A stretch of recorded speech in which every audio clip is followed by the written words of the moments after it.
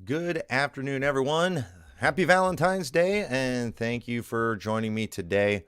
Hope you get a blessing today. With it being Valentine's Day, this is a great day, I guess, if you have a significant other. If not, it can be a very depressing day. And so, what we would like to do for those of you who might be depressed because you do not have a significant other, we're going to see if we can't help you out a little bit today and hopefully be a blessing to you because I think everybody needs to find their significant other. Very important thing. He that findeth the wife findeth a good thing and obtaineth favor of the Lord. That is in the Bible, and I believe that. And so we're going to talk about that subject today. And but before we do, just a little bit about Valentine's Day for me. We don't really make that big of a deal about it. We typically celebrate Valentine's Day the day after, and then I typically go to Walmart and I buy all the Valentine's stuff half off. And then I buy stuff for the wife and my daughters and give it to them. It's always the day after. And so February 15th is Valentine's Day in the McMurtry household because we want to save a few bucks. And I'm kind of tired of all these holidays that they're throwing on us. Just every month there's something that they're promoting so they get more money out of us. And I get that's what Valentine's Day is. But there is nothing wrong with having a time of year where you celebrate that kind of thing. I thought anniversaries was enough, but I thought birthdays was enough. But, they're always trying to get your money out of you. And so you can always go to the one section of Walmart where they're always trying to sell you something for whatever the next holiday is. So I don't know. I think the next one will probably be Easter. They'll clear out all the Valentine's stuff and they'll get all the Easter stuff out there. So you all know how that is, and that is just the way it has always been and will probably continue to be for a very long time. But I do want to talk about finding your sweetheart today. And again, this is mainly geared towards guys. I do have a link to the sermon in the description that I preached a year ago on this subject. But what I've mainly focused on in that subject is just some of the specific challenges that you're going to have to deal with today in 2022. I'm not going to preach that message to you right now, but that would be a good one to listen to, especially for guys. Check that out. There's some stuff for ladies in there too that can maybe help you be found. But then another thing I want to mention too, last week we had trouble with the internet going in and out. If that happens again, I'm going to end the live stream, but I am recording this and I will upload it in its entirety as soon as I can after that. And it very well could start happening again because the phone and internet people are right outside right now. A lot of their stuff that they have is on our property. And so they're working on it as we speak. Their trucks are out there. So there's a good chance that we might lose connection as we go through this, but I am recording it and it will be uploaded completely without glitches or anything like that. So don't you worry about that. It will come. So what I'm going to do in this talk that we're having right now, I'm going to speak to you exactly like I would my sons. Okay. I am not going to be diplomat. I'm not here to be diplomatic right now. I'm not here even being a pastor right now. This is me being a dad. This is my style of being a dad. This is I'm just going to talk to internet land, to the men on internet land, exactly the way I would talk to my boys when it comes to this subject. And hopefully it'll be a help to you. But if you just find that offensive, oh, well, I don't know what to tell you. This is the way we are in the McMurtry household. This is the way we speak, and this is the way I speak to the people who I love the most. So you don't need to get offended. And so here we go. I'm just gonna give you 10 things that I believe that you need to be doing. And I'm not really here preaching Bible. I'm probably gonna make some references to scriptures. If you want to get preaching on this subject, go watch the link. This isn't preaching time right now. This isn't Bible study time right now. This is me speaking, as a father would to his son, just kind of giving you some advice on finding a wife and some things too. that I think are just relevant today. So, yeah, no diplomacy, no regard for your feelings, talking to you the way I would talk to my boys. So the first thing that I would tell my boys, and I would tell any young man who is wanting to find a wife, if you want to find a wife that is going to make you happy, don't look at porn. Do not do it. And let me tell you, I did 3 programs on that subject a while back. You need to go back and listen to those. Okay? And I'm telling you right now, nothing messes up a man's mind like pornography. Nothing is going to do more damage to just mess up the relationship you have with your wife. That's going to negatively affect the physical relationship with your wife than pornography. Pornography literally warps the minds of men. It messes up their way of thinking. It gives them unrealistic expectations from women. And one of the reasons so many guys can't find a woman today is because they're looking for one that really does not exist. She absolutely does not exist.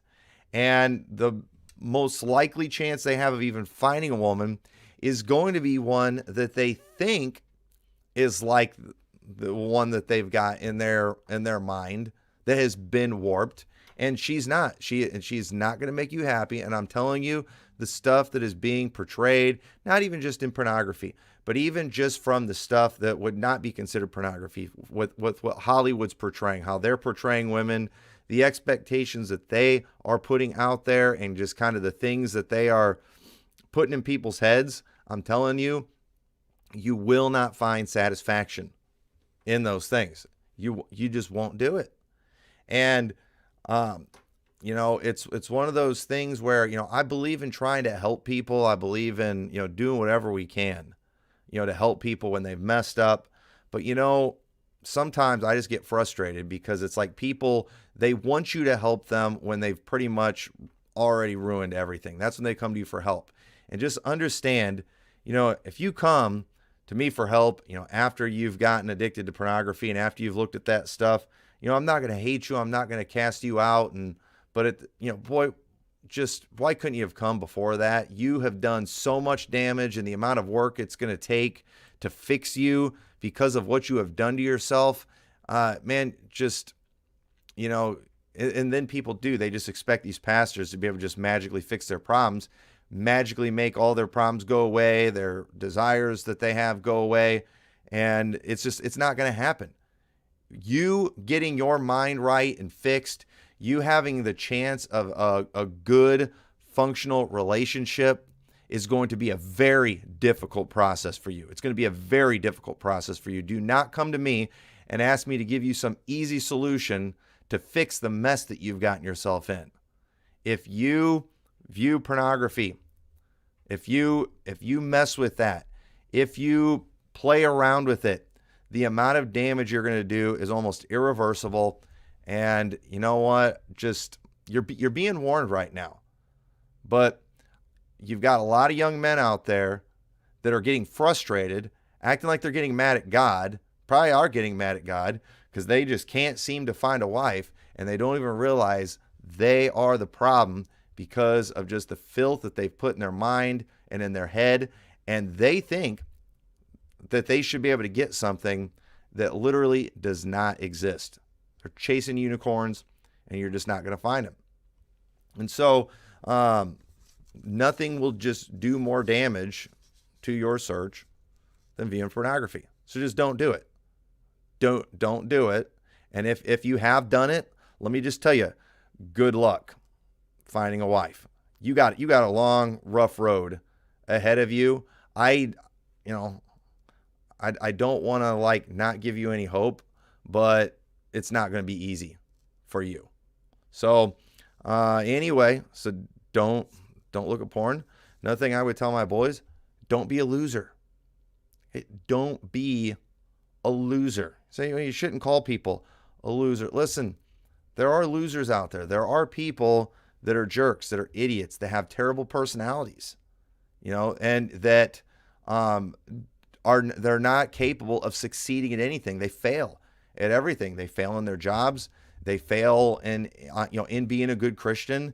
They fail in relationships. They just fail in everything because they have just so much sin in their life. And you've got other people too, it's like they do. They show up at church. They've got all this sin in their life. They've got all this trouble in their life.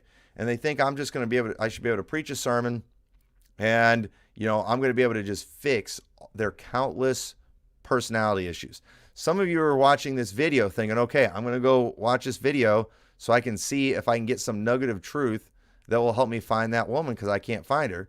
But the truth is, what you really need to be doing is, taking an inward look and finding out all the things that are wrong with you and fixing those things, because nobody's going to want you if you're a loser. Oh no, girl's going to want you. And let me tell you, the good ones, the good girls, all right, the good finds, the virtuous women typically are going to be girls who have fathers who love them in their lives. And they are going to be very influenced by their fathers. And if you come off as a loser to the father, he is probably going to do whatever he has to do to discourage his daughter from giving you a chance, and she's probably going to listen to him. So just understand, personality flaws. Everybody's got this attitude, well, she should just love me for who I am.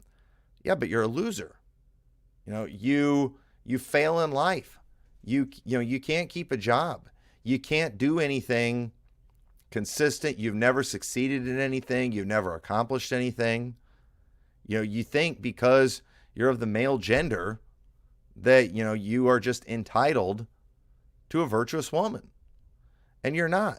So, don't be a loser. And, in my home, if I felt like my boys were doing things that was pathetic and that would lead to them being a life of a loser, I didn't get diplomatic with them. I told them not to be losers. And, and I'd get all over their case and I'd yell at them for it. And not regarding their feelings. You know why? Because I love them and I care about them. I understand they are going to need to change this if they are going to be successful in life. And so, that's the way I talk about it. And, some of you can't find a wife because you're a loser and no decent woman would want you. And so you need to find out what's wrong with you. That's why you need to be in a church where a pastor preaches the truth. That's why you need to have friends that can tell you the truth. You can't be, like a lot of people today, where when somebody tells them the truth, they have an absolute meltdown and it destroys a relationship. You ought to have friends that can tell you, hey, stop being pathetic. Hey, you're lazy. Hey, you're loser. You're ugly. Do something about that. Do something, about your appearance. And that's the next thing that, I would tell my boys, and that is don't look, dress, and smell like a loser. Some of you guys have BO. Okay? You need to learn to shower regularly. You need to learn to use deodorant. You need to learn to do something about your appearance. And, I get it that, women aren't, they always say how women aren't as much about the visual as men are. And that's true to a certain extent, but at the same time, they don't like dirty. They don't like smelly. They don't like gross. And, I won't say, and what I'm going to tell you now, I wouldn't say to most guys, but I would say it to my boys in a heartbeat. Okay. Some of you guys, your facial hair choices are absolutely disgusting. Okay. I mean, listen, I'm all for growing a beard, but some of you guys, some of you young guys especially, you don't have, the kind of facial hair, that you would need to have a real beard. I mean, you just have these stringy, patchy, just disgusting, this growing out of your face. It's just absolutely gross. And I get it, you want to have a beard, but there's manly beards and there's just pathetic, gross, nasty ones. If my boys tried doing something like that, I would tell them, you look disgusting. That is, I would insult them like crazy. One of my boys, he wants to grow a beard, but at the same time, he's a lot like me, where like I tried the beard for a while, and it did not. I was not able to grow the kind of beard that I wanted to have, and when it comes to hair and things like that, I'm not the most blessed individual. I'm going bald in areas, and I can't grow the nice thick beard like I would like to have. But I always wanted the short but thick, and wasn't able to do that, and I mean, I guess it was okay, but I'm also in my 40s. When I was in my 20s, I would have grown one of these disgusting lame beards that are just gross. And it's like, why does nobody tell these guys? And again, some things it needs to be a father figure. I don't know necessarily it's a place of the pastor. I'm not going to go and police guys' grooming habits in our church. I'm not going to do that. I'm not going to get onto their, hairstyles unless they're gay or something, it's like real gay looking or something. If they're just ugly, gross, something like that, I'm going to leave them alone. But if it's my boys, I want them to be able to find a woman. And if I know, hey, you are going to chase all the girls off with that disgusting look, look at the way you dress. I mean, so many guys today, it's they dress like either bums or queers. And a bum's better than a queer, but at the same time, why can't you dress respectable? Why can't you wear clothes that fit? Why, the skinny jeans? That's not going to impress the father of that girl. He's not going to be impressed by that. If you look like a hobo, you're not going to impress the girl. When you look like you smell, you're not going to impress the girl, and you're definitely not going to impress her dad either. So, when you look, dress, and smell like a loser, it's going to negatively affect you. People discriminate. Okay. So I don't believe in discrimination. Well, I'm sorry. It exists. It's a real thing. So I don't think it's right. Well, okay, that's fine. But guess what? Everyone's going to do it. And I talked about this in my sermon. When it comes to who marries my daughters, I'm going to discriminate big time. And I am. If I just think a guy, if I think he looks like a loser, I'm probably not going to give him a chance. And so just, mark it down and understand, when you have a daughter who, is a virtuous woman, who's pretty, trust me, you get a lot of requests. Okay. You get a lot of requests, and I'm telling you right now, I've got enough people inquiring about my daughters that I do feel like I can discriminate big time. And so if I just think you look like a disgusting, smelly loser, I'm probably not even going to give you a shot, because those things tell me something about your character. And so I don't want my boys getting shot down, when they pursue a girl, because they just, can't practice good hygiene, because they are choosing to look like a loser. I mean, are you violating something in the Bible if your clothes just look super old, don't fit right? If your hair, I mean, is it unbiblical to not comb your hair? Is it unbiblical to have this disgusting, excuse for a beard? Is that unbiblical? I don't know. Probably not. But I'm going to tell you right now, it's not going to get you anywhere in this world, and it's not going to help you find a wife. So,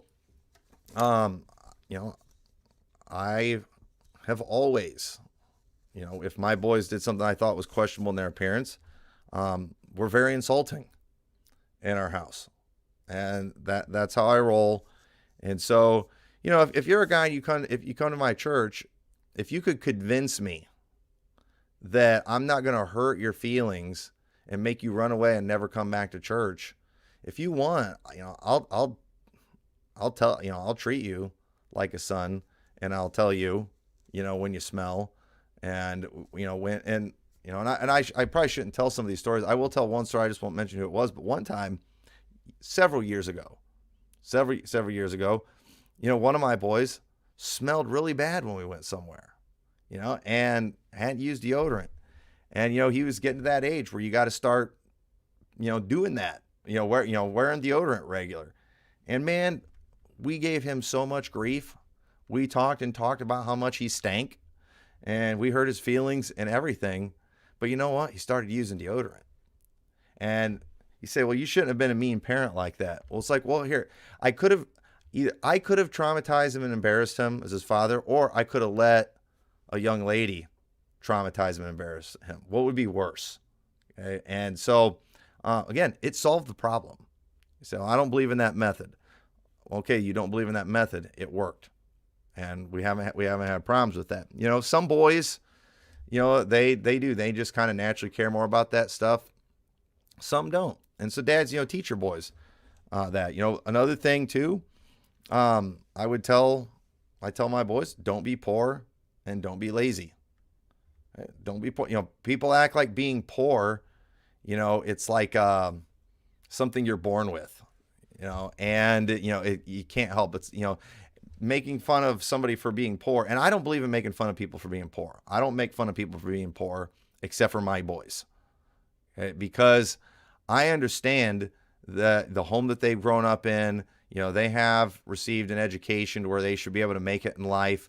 They have been taught by me certain, work ethic and character and all those things. And so, I do not expect them to be poor, worthless, and especially lazy.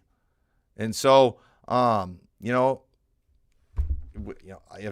thankfully, I've not had a problem with this. I've not had a problem with it, but, my boys have always worked hard from the time they were very young. When I first started the church, I did a lot. I mowed a lot of yards and things to make money, and they helped me all the time. They were like 10 and 11 years old, maybe a little younger than that. I can't remember. I mean, I worked them hard, and I didn't pay them very much either. They thought it was a lot of money at the time, but they learned to work. They started detasseling at a real young age every summer, and then as soon as they were old enough to get jobs, they had jobs, and they've always been working. And let me tell you, I'm tired of guys too. I had somebody a while back, that was, just wondering, where I get all my money to travel, because I've gone to Israel and all this stuff. And he's acting like, I'm hiding some stash somewhere. But at the same time, the same individual that's, questioning, where I probably got my, extravagant wealth that I don't have is, and I didn't, because I was nice, but I almost responded saying, listen, when you're always employed, when you don't drink, when you don't smoke, when you don't do drugs, you can usually afford to do some things. And so, I've taught my boys, one of the things that has motivated my boys to get jobs at a young age is I told them, if you want to get a woman, you got to be able to provide for her. And you have no business, asking for a girl's hand in marriage when you're not making any money. And so, Brother Matt said being poor while single makes having a family impossible. Yeah, it's like if you're poor when you're single, what's it going to be like when you have a wife and kids? It's not going to be good. So if you're poor while you're single, it's because you're either being really stupid with your money, and you will continue being stupid with your money after you get married. It's even harder to be disciplined when you have a wife to take care of, when you also have a wife that you're trying to please and make happy. And if you've not been able to practice any kind of discipline while single, it is not going to happen when you're married. And, and you have these guys way into their 20s, sometimes even 30, with nothing saved. What in the world? That's not okay. It's one thing when you're in high school. It's kind of hard to save when you're in high school and you're doing school all the time. But, even then, if you have a job, you should be able to save some because, you probably don't have that many bills. If you're going to college, I can understand it's expensive. It's going to be hard doing the work. I can understand being poor a little bit there. But you know what? I hope that money you're spending on college is actually going to pay off. And That's another subject. A lot of people are spending a fortune and a ton of time to get a college degree that's going to get them nothing and not going to help them get a job. What a waste of time and money that is. And so so the thing is, I've told my boys, you got to figure out how to provide. You better save up some money. And if you have some money saved, it's going to make it a lot easier, when the time comes for you to, when you find that girl that you want. So, so you guys out looking for a woman with empty wallets and empty bank accounts, stop looking for a woman right now. Stop. And start looking for a better job and start saving up some money. And if you have a decent job and you still don't have any money, you need to ask yourself why. You need to do a budget and you need to pay it to see where your money's going.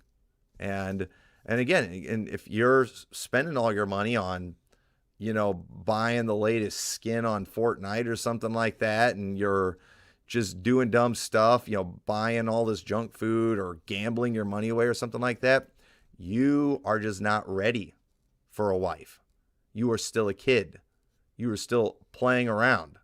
And you just have these guys that are just all into, every bit of fun, but yet they want that wife really for the one thing. But I'm sorry, if you want that one thing, you need to get married, and that means you need to take care of that wife. You need to be ready to take care of her. You better need be able to take care of the kids. And so, Aaron said, lucky enough to have enough money while I was single, just horrible with money. Oh, well, yeah, and that's what you gotta work on. Some guys do, they make good money, but folks, there is an endless amount of things you can spend it on. I mean, I'm paying my bills right now, but if I wanted to, I could go to Bass Pro Shop and I could destroy myself financially. I mean, so easy. And so, you just understand, no dad is going to want to give you his daughter when you're broke.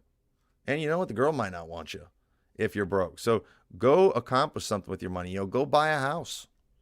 Go buy a house, fix it up, do something with it. You should have more money for that if you're single.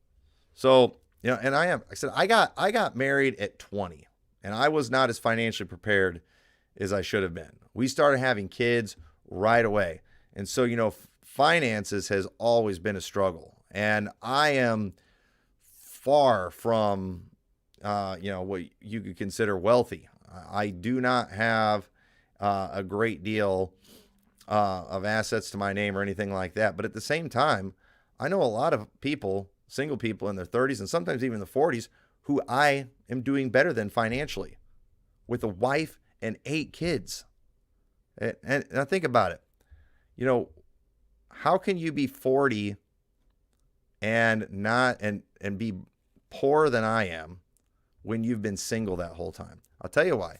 Because when you're single, you don't need to make a lot of money. So often you don't. When you're single, you can buy all the fun stuff that's pretty much just flushing your money down the toilet. You're able to do that kind of thing. But then you have those same people who have nothing to show for years and years of being single. They're not doing anything for God, and that's the thing. I mean, I'm married. I have 8 kids. And even when I was working full time, before I was pastoring, I'm doing a ton of ministry stuff. And then you have single people who don't have time, for an hour, 2 hours of soul winning, can hardly make it to church half the time because they're just too busy. They have too much going on. It's like, dude, you're poorer than me with no responsibilities. And yet I'm able to find time for these things. See, you have a character problem. That's what's going on. You have a character problem. So don't be poor and lazy. Be responsible and consistent. Okay. Get a job. Okay. Get a job and try to, I'm not saying it's a sin to switch jobs, but you know what? It can negatively affect you if you have history of jumping from job to job. People are going to see you as somebody who's not consistent, somebody that, not somebody you can count on. you've got guys too that are just all over the place.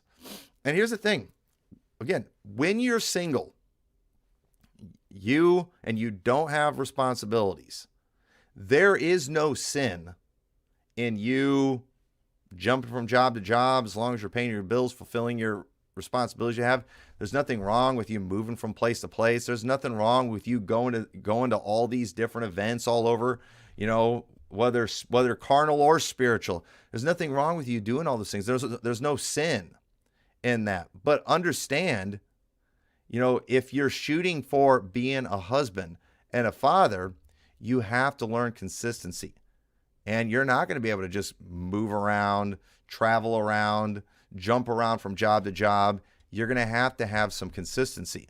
So the thing is, I would never tell somebody, a man that goes to my church, a single guy or a married guy, I would never tell them, you're not allowed to change jobs. It's not my place to tell them that.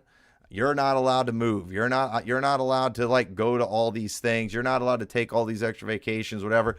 I would never tell somebody that, because technically they can do those things. But when it comes to my boys, who I know want to, be husbands and fathers and things like that, I would tell them, hey, you guys need to back off on this. Hey, you need to be more consistent. You don't want to be jumping from job to job. You don't want to be moving from place to place. You need to go get yourself established. You need to get some roots somewhere. You need to get settled on something. That's what I'm going to tell my boys, because I know exactly what they want. And I know things that are going to take them away from that and make them unlikely to succeed. And so, a lot of you guys out there, you're these, list-minded people that, you got to have a Bible verse that says thou shalt not do something, otherwise you're not going to listen. But, and again, and as a pastor, I'm not going to get up and give you necessarily this kind of fatherly instruction like I would my son. But, the Bible does talk about, hearkening to counsel, and the instruction of the father. And so these are things I'm going to tell my boys that I know very well. And so I'm giving it out there to you too. If you don't do this stuff, I'm not going to be mad at you. I'm not coming after you for it. But because again, it's not really my place, And so there are these things that I'm talking about. These are things that I would tell my sons, and I'm just sharing it with all of you. But some of these things aren't necessarily in my place to tell everyone. So, but I do believe these things are very important. So yeah, you need to prepare yourself financially. Again, if you have a desire to have a wife and children, get yourself ready for that. You might not want to get a $700 a month car payment, because on your salary, is that something you're going to be able to do? You still going to be able to afford that when you have a wife and kid? I mean, so you might want to buy something a little older. You might want to buy something less cool, with something with fewer bells and whistles. If you want to go buy, listen, if you're single, again, you can do what you want. You can buy fancy cars. You can buy a big fancy house. But as a father, if I see my son making, big purchases, when he's making these choices, I'm asking, hey, is this going to keep you from your long-term goal of getting married? And if it is, I'm going to discourage them from doing that. And so you need to be, you need to prepare yourself financially. You need to start living now like you would live, when you have that wife. And so the seventh thing, and this kind of ties into a lot of these things, this is kind of why these things are all so important, but you need to be careful. Okay, and again, it is not a sin to be single. Okay, let me repeat that. It is not a sin to be single. Okay, my question though is, do you want a wife? Okay, and so if you want a wife, okay, and I know my boys, they want wives. So the thing is, if you're somebody who wants a wife, it's a bad idea, to wait too long to get married. It's going to create challenges. It is not a sin, but it is something that I would not advise my son to do. because when you wait too long, when you're single too long, it's very easy to become very self-centered. And many people struggle adjusting. Sunday night, I talked about family autonomy. Well, let me tell you, when you're single, you can be very autonomous, very self-governing, where you can do everything according to your will. When you're single, you can eat every meal. Every meal you eat is what you want to eat. Every restaurant you go to is where you want to go to. I mean, everything you do every day, every choice you make is what you want to do. You want to stay out late, you stay out late. Whatever movie you want to watch, you get to watch. I mean, whatever you feel like doing. If you want the house to be messy, it can be messy. When you're single, boy, you have a lot of autonomy. You can govern things according to your will. But when you get married, that's going to change. And many people, they're single for so long, always doing what they want for so long. A lot of them aren't willing to sacrifice that autonomy, and it becomes just their character and who they are, where they are very self-centered. And so, you want to be careful waiting too long, because you can get locked into that. 1 Corinthians 7:32 says, "But I would have you without carefulness. He that is unmarried careth for the things that belong to the Lord, how he may please the Lord. But he that is married careth for the things that are of the world, how he may please his wife." And here in 1 Corinthians 7, Paul's not saying everyone who's single cares for the things of the Lord. But what he is saying is, in that present distress, he felt it was better with what was going on then for people to remain single. And because during that time, that would have enabled them to be able to serve the Lord better. Because if you don't have a wife and you're sold out serving the Lord, you've got nothing to worry about. And so, but when you get married, okay, like I serve the Lord, serving the Lord is a major part of my life, but I also have a wife. I also have kids, and I do want to please my wife. I want to make sure my wife's taken care of. And so I got to be careful. I've got to be careful if I go and I just decide to just sacrifice myself and to go and allow myself to deal with persecution and jail and all these things, and maybe even death. I've got to understand this isn't just affecting me anymore. This is affecting a bunch of other people. It's affecting my wife and my kids, and people who are married rightfully are concerned about the things of their wife. And so that's the way it's supposed to be. But some of you've been single so long, you don't know how to do that. And so, I always encourage people, if they do get married later, if they get married later in life, some people don't get married till well in their 30s, and that's fine. But, I always just try to prepare them for the reality that they're about to face, that, okay, you have done everything according to your will for a long time. And it's not going to be that way anymore. And you've got to be ready to adjust, especially, ladies too. I've told ladies who are single for a long time, hey, you've been out of the house, you've been doing things according to your will, you haven't had a man telling you what to do for a long time. You want to get married? That's good, that's great, but you understand you've got to submit. You need to submit to this guy. And are you prepared to do that? And if you're not, you might not want to get married. And and listen, it's okay if it's challenging. You can, as long as you follow through, as long as you trust in the Lord and you're obedient. But I prefer things be as easy as possible. So for me, it wasn't, obviously marriage is always going to be an adjustment.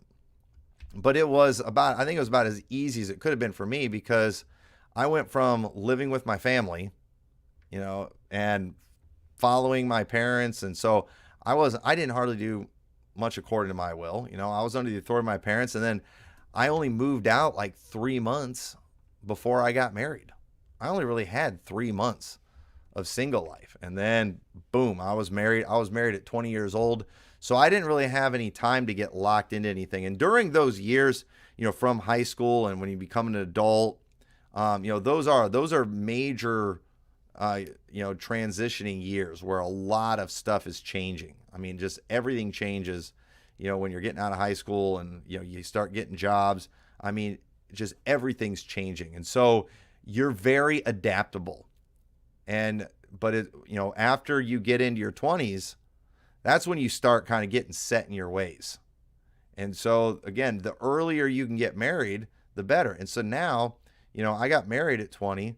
I'm only 42, but I've been married for 22 years, and almost 22 years. And so the thing is, I am set in my ways now, and my ways are being a husband, being a father, and it's my life, and it's fine. Things are going smooth. Somebody else my same age, if they were to get married right now, man, it might be a rough road ahead of them, because they're so locked in to who they are. So, listen, if you want to be single for a while, that's fine. You can do that, but be careful planning on being single too long. Don't pass up any good opportunities if you find one that comes along, because and if you wait too long, understand the good ones go fast. Okay? The good ones go fast. So I recommend getting on this early. And let me tell you, I think I talked about this in my message that I put the link to. The selection of females is really going downhill in this country. I mean, with all the feminism that's being promoted, our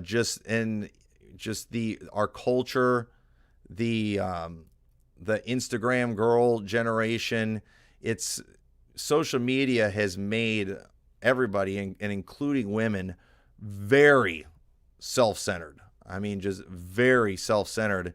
And there's a lot of our generation today, of this generation coming up, that is totally cool with being single. And so that, they can, do their thing, that they saw literally every other person on social media do.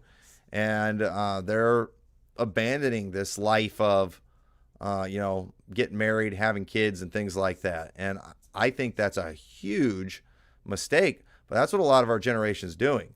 So there's not too many people, and there are some examples, but there's not a ton of people outside of your independent fundamental Baptist world that are teaching, biblical values on these things. And so when it comes to girls that, portray these things, the Bible already said, who can find a virtuous woman, her price is far above rubies. I mean, it's a rare thing. It's hard to find. So they're going to go quick. So I've encouraged my boys, don't wait too long. The good ones go fast. So you better do something about it. So I'll quickly cover these last ones, but then number 8, always be in the center of God's will, meaning actively serving. A lot of young people, foolishly, especially single people, they've got this attitude, well, I'll get locked into a ministry, I'll get locked into serving the Lord or whatever once I find out who I'm going to marry. Okay? No, too many people, teenagers, college age people, young people, they're always thinking about this long-term, God's will in the future 5 years from now. No, you need to be focused on God's will right now. Okay? Not on what, I do think we should think ahead, but we should also think about the present too. And the best way for you to be where God wants you to be 5 years from now is for you to make sure you're where God wants you to be today. Because if you're not where God wants you to be today, you know what that means? It means you're going away from where He wants you to be. So the thing is, don't tell God, well, once I get married, I'm going to get real involved in church, I'm going to get involved in this ministry. No, when you get married and have kids, it gets even harder to serve.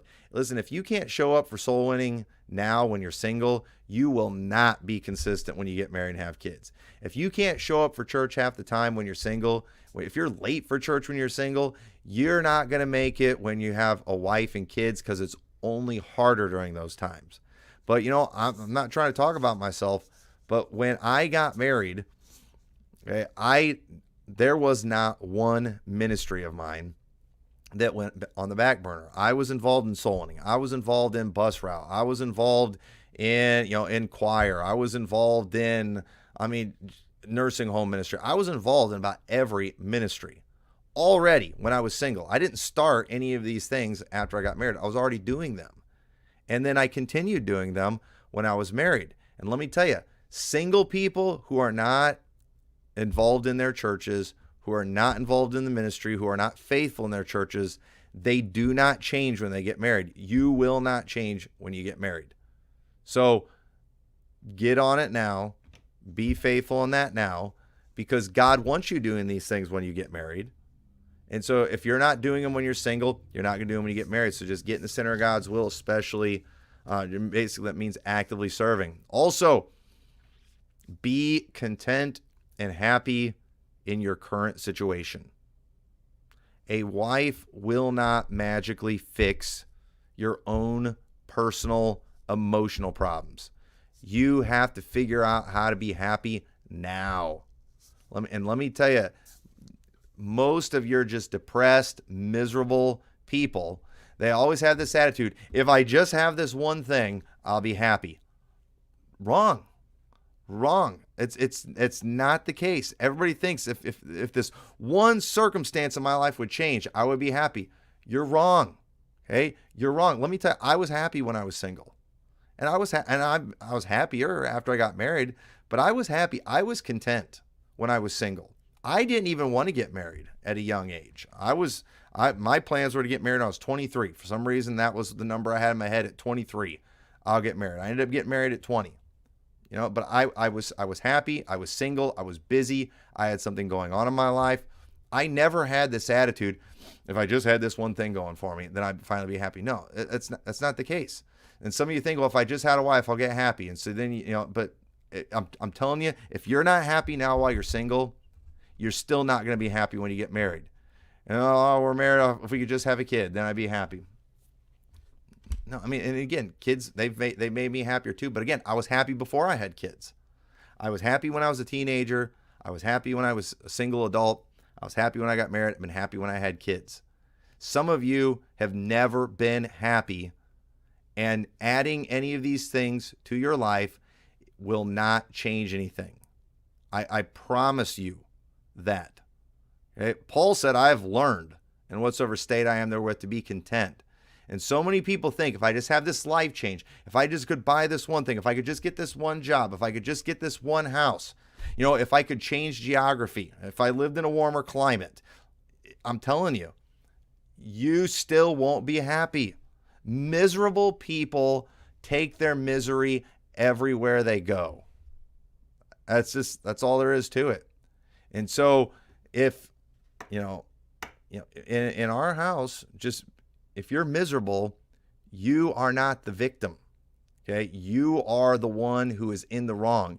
You're the one that needs to straighten up. You're the one that needs to get your act together if you are miserable. Because let me tell you something. Most of us don't have an excuse to be miserable. We think we do. But everybody thinks, I'm just missing this one thing in my life and I'd be happy. No, I'm telling you right now, mark it down. It won't change anything. You miserable wretches out there right now thinking, if I just had a spouse, I would be happy. You will be miserable with the spouse. Your marriage will stink, and then you will go through that marriage thinking, well, if I'd have just married somebody better, I'd be happy. No, I don't believe that for 2 seconds, and that is based on a lot of life experience. It won't change anything. Folks, that's biblical. I've preached sermons on that. I said I'm not here preaching today. I'm here just giving fatherly advice, and you need to be happy and content in your current situation. Do you want to get out of your misery that you're in? Do you want to get in a better situation? Find out how to be happy in your current situation. Figure it out. Do whatever you got to do to get yourself happy in your current situation, because I promise all you're going to do, you go spend all that money buying a house you can't afford. You change jobs, change geography, change wives. What a lot of people will do that, and you're just going to find that misery goes with you everywhere you go. Being happy is a choice, and some of you have chosen misery. You have fallen for this lie that some circumstance is why you are in the emotional state that you're in, and it's just not true. People in way worse situations than you are happy and content and have the joy of the Lord in their life. And people in way better situations than you are miserable and suicidal because it's not about circumstances. I live in Illinois and it's winter and I don't have a mansion. I don't have a boat. I don't have a lot of things I'd like to have. I don't have a big bank account, but I'm happy. I really am. And there's people that have second homes on a beachfront somewhere with their own yacht, contemplating suicide, doing drugs, turning to alcohol. And then the rest of you, you're out there. If I just had this one thing, if I just had a little more money, if I just got that raise, everything would be fine. I don't want to hear it. Okay? I don't want to hear it. And let me tell you, when my kids, and they come to me singing the blues about how, rough their life is and nobody knows the trouble they've seen, nobody knows their sorrow, I'm not hearing it. Straighten up, figure out how to be happy right now. You say, I don't like that advice. Well, that's what you need to hear. It's reality. That's exactly what I would tell my kids. And so, last thing, if you are not married and you want to be, just go make something happen. Okay? A lot of you are just sitting around waiting. No, he that findeth a wife. That implies he was looking. Okay? You have to make an effort, but you also too have to have a plan that's likely to succeed. Okay? Don't go looking for that virtuous woman at the bar. Okay? Don't go. There's some places you're not going to find the virtuous woman. Okay? Church is the best place you're going to find it, but sometimes you got to go do something. Some of you guys, you might need to go to Bible college or something to find that wife. Go to conferences and things. Go out, get out of your comfort zone, go talk to people, go meet somebody. And I'm not going to get into how dating is done these days, because frankly I don't completely understand it, and a lot's changed, and I think it's weird, and I'm glad that I don't have to worry about it for myself. But at the same time, doing nothing will accomplish nothing.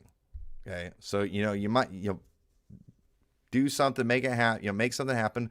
But again, too, while you might need to make an effort, don't be a drifter. Okay.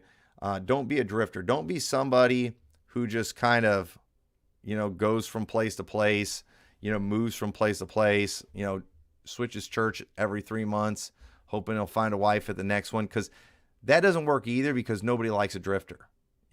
If some guy comes to me wanting to see my daughter and he's never even been to one church for, any length of time, you've never been in one place for, any amount of time. I'm like, what's wrong with you?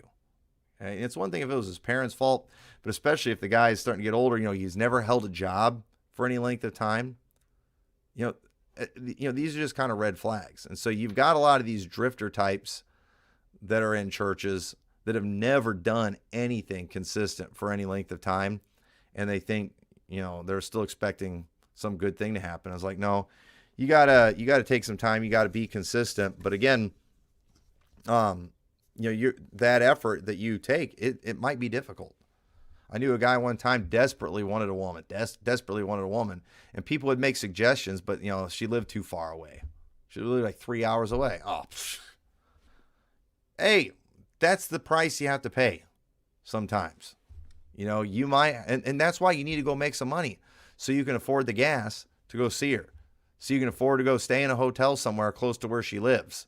So you can, get to know her a little bit. So you're able to travel and do these things. This is why you need to be preparing yourself, because you might have to buy a plane ticket and go fly somewhere. She's not just going to fall in your lap. She's not just going to be delivered by a stork. It's not how these things work. So you've got to put in some effort. So the thing is, if you've been single forever and you're complaining about it, my question is, well, what have you done about it? What have you been doing to find a woman, you know, and again, you got a lot of these single people aren't even faithful to church. You know what? And people that are like that, you know, I hope the pretty girl shows up when you decide to lay home, play video games. You know, that's what you deserve to happen. And that's why, again, you just need, if you're in God's will today, that's where you're most likely to find her. In God's will today, actively serving in your place, in your church. That's where you're most likely to find these things. And I'm not saying you can never like leave, go, you know, try some, you know, go visit some other place. But again, you know, you need to have a plan that's likely to succeed. And some of the plans people are coming up with are just doomed to fail. And it's a pretty sad thing to see. But anyway, hopefully this talk didn't just depress you more on Valentine's Day, but hopefully it motivates you, because this is what you need to hear. This is what most dads would tell their boys, and they're not going to be diplomatic about it. And we do this because, you know, we want our kids to get what will make them happy. We want them to have the desires of their heart. God wants us to have these things too. God's not working against us, but we often work against ourselves. And so I really hope you'll take these things that were said to heart, and I hope you'll succeed. And I hope next year on Valentine's Day that you will have your very own sweetheart, one for life. That is what I want to see. I love seeing people find each other, get married, all that stuff, start having kids. It's the greatest thing, and it's a wonderful life. But mark it down. If you get nothing from the program, get this: if you are miserable today, you will still be miserable after you find a spouse. End of story. If you can get a hold of that, and so just figure out how to be happy today, and find out how to encourage yourself in the Lord. Find out how to learn in this current state to be content. And I believe once you do that, then that will prepare you, and that will get you where you need to be, so God can actually bless you with a wife. Because right now, if God were to bless some of you with a wife, it would be actually a curse to her. And God doesn't want to do that unless she's somebody who deserves a curse. And then that means she's probably not going to be a good wife either. So again, we get what we deserve. And your wife is going to be the kind of wife that you act like she is. And you do. You know, you treat her like a queen, you know, she'll be one. You treat her like a peasant and a servant, you know, and some cheap hooker or something.